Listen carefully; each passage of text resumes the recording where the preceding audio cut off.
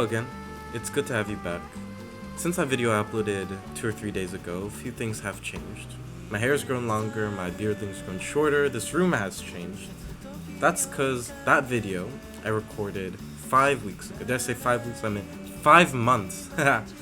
In those 5 months, what have I done? I've graduated high school, I spent more time with family, tried learning how to sing, I met and kissed Barack Obama on the lips, I went to Thailand to practice Muay Thai under a peach tree every day until I mastered it, and I'm in MIT now.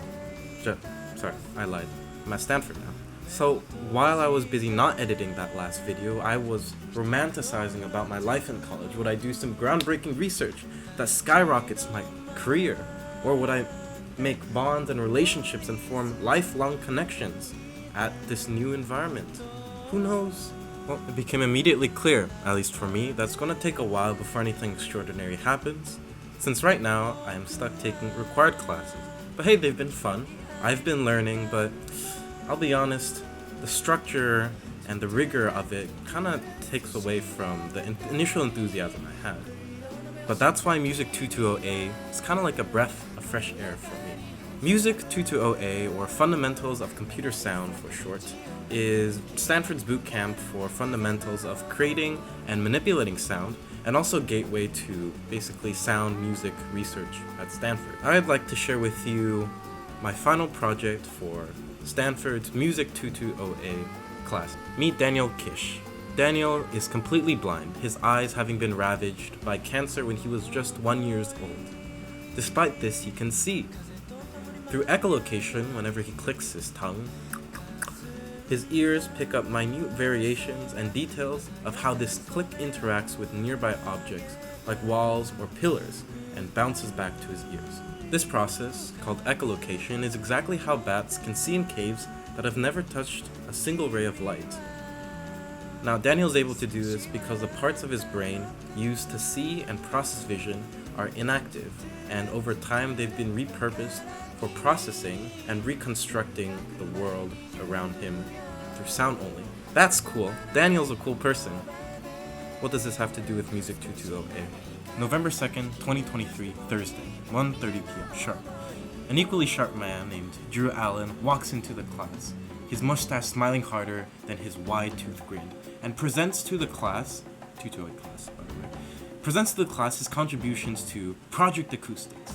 Someone's hand shakily raises in the back and squeaks, "Oh, what's Project Acoustics?" I'm glad you asked. His neck snaps towards that person and says, okay, basically, Project Acoustics aims to accurately simulate how sound interacts with a given 3D scene to better immerse the user in whatever game or movie it's working. Much like Doctor Strange in the funny Thanos movie, what this algorithm from Project Acoustic does is calculate the infinite possibilities of sound from any part of the room being played, interacting with the room, and how it sounds like from every single corner and part of the room. Now, this is a lot of calculations up front, but what this allows for is really fast computation real time. And this elegant process is known as baking, much like it takes a gargantuan amount of effort to prepare and to bake a cake, but minimal effort to actually exert yourself in eating and enjoying the cake. I was so enthralled by Drew Allen's talk that midway through the talk I entered a half-conscious vegetative state and began to think and make connections. Project Acoustics and Daniel Kish. Could we use Project Acoustics to see through Daniel Kish's eyes? Or ears? It'll go a little something like this. A player emits a sound from their mouth hole. And as the sound travels, its grubby little hands touches every corner of the room, bouncing back and forth until eventually they reach the ear holes. Now, say there was a wall to the left of this person. The sound would travel from the mouth hole and very quickly bounce off the wall right back into the ear hole. So what this would basically mean is if there was a wall over here to my left ear and nothing to my right ear, the sound would bounce from the wall to my left ear, and I would hear things in my left but not my right, and I as a player would know, whoa, wall to left, must avoid. Now, after Drew Allen's talk ended for a long time, and I was no longer entrapped by his overwhelming presence, I thought to myself, wait a minute, so what if we do all these upfront calculations on how sounds sound like in a room? What if we change the room? What if I add a few tables and chairs? Then the sound profile of the room is completely different, because now the sound bounces differently. Where there wasn't a chair before, it would pass right through, but now there's a chair, it would bounce off. We're completely fucked. It's kind of like if I were to spend so much effort to bake you a chocolate cake, and your picky little ass, before you take the first bite, say, "Oh, I want strawberry instead." Sorry, I know you like chocolate cake. Instead, here's what I came up with. Actually, let me pull up my presentation. Hey guys, guess who forgot to record their video? That's right, it's me. I forgot to record. So we're doing this again. My idea is audio ray tracing.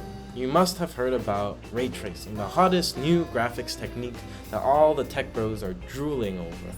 What it does is it treats every light source, like a light bulb or a sun, as a photon emitter, and it represents each photon as a ray.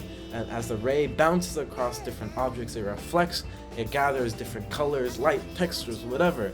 You're just simulating light in your computer. And what you get is something beautiful.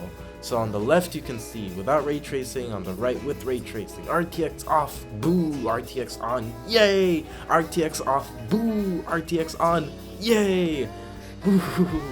So, yeah, and you get hyper realistic graphics like this, and it's cool. And people are willing to give billions to companies like Nvidia just to have the taste of this ray tracing goodness. Anyway, what I figured is, here's the thing. Ray tracing, you're treating light as a particle, but you can also treat light as a wave due to something called Huygens principle.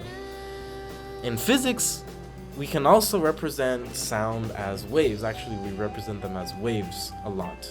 So, if light can be both a particle and a wave, can sound be both a wave and a particle?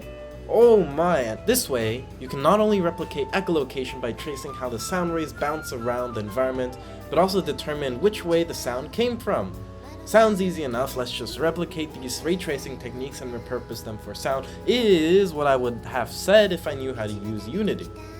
Well, it did help to break down the principles of ray tracing into 3 simple components.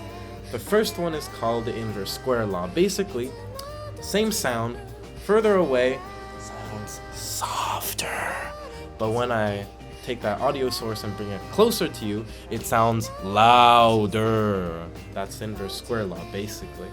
Second is called specular reflection, and it basically says that these sound particles can bounce off an object like light bounces off a mirror. Wait a minute, objects aren't flat like mirrors, you can't do that. Well, yes you can, because objects, when you zoom it in far enough, are basically flat, just like we humans on the round Earth think the Earth is flat, or perceive it to be flat.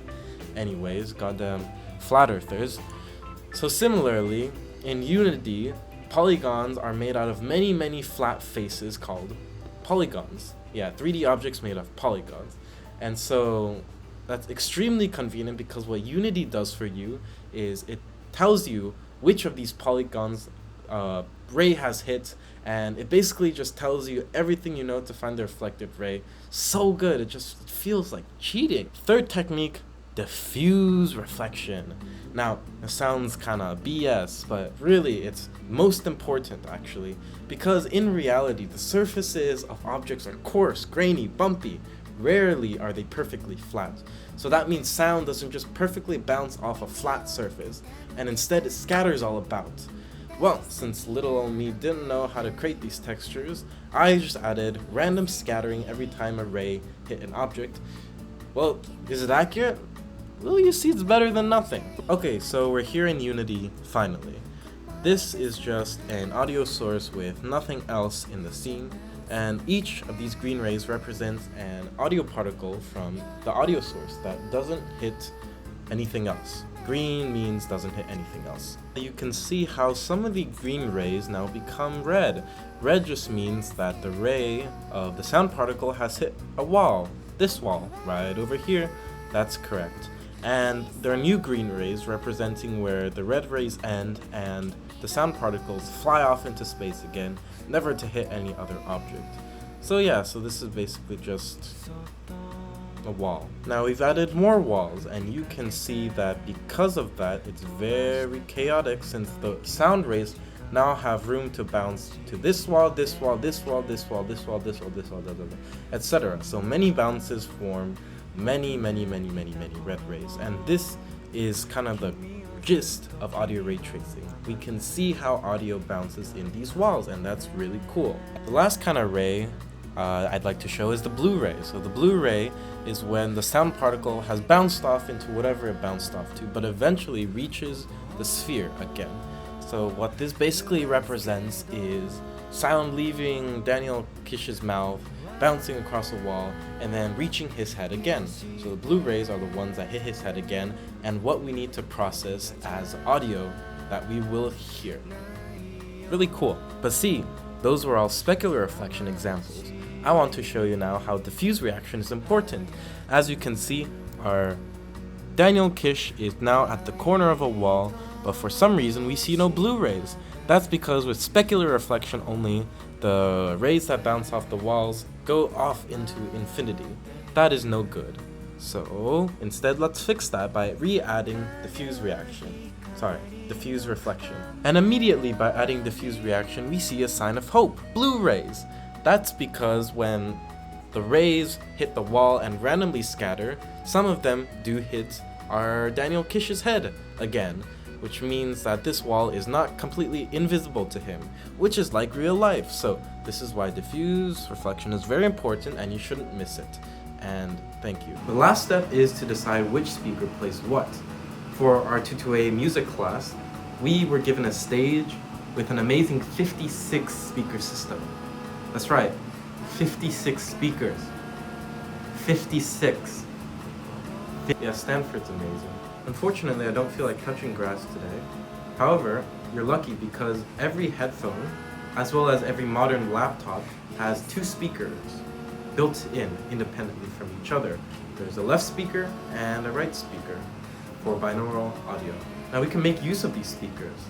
For each sound that hits the left-hand side of our player, we can play it in a left speaker, and for every sound that hits on the right-hand side, we can play in the right speaker. Simple enough. Alright, enough yapping. So how does the system really sound? Hey guys! Guess who it is again? It's me! I forgot to record twice! Now we're gonna go through this again. Okay, so when I play, you should hear some jazz. Now this jazz is equivalent to Daniel Kish's echolocation, except for tongue clicks. It's this groovy, nice, awesome jazz music.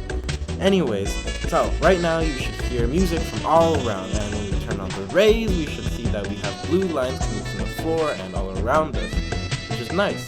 Now, if we walk over to this nice little pillow, we put our right ear next to it, we should hear that our right side is much louder than our left side. And that's because when we open the rays, we see that, oh, there's a lot of blue lines coming from the right-hand side to the left, which is great. And around to the left-hand side is on the wall, we hear the audio from the left-hand side. Right, left, right, left, right, left. Isn't that cool? And if we go inside, there's a lot of rays bouncing all around, and it's more likely that each ray hits the head, so that's why it's louder overall. You see, oh my god, that's a lot of red.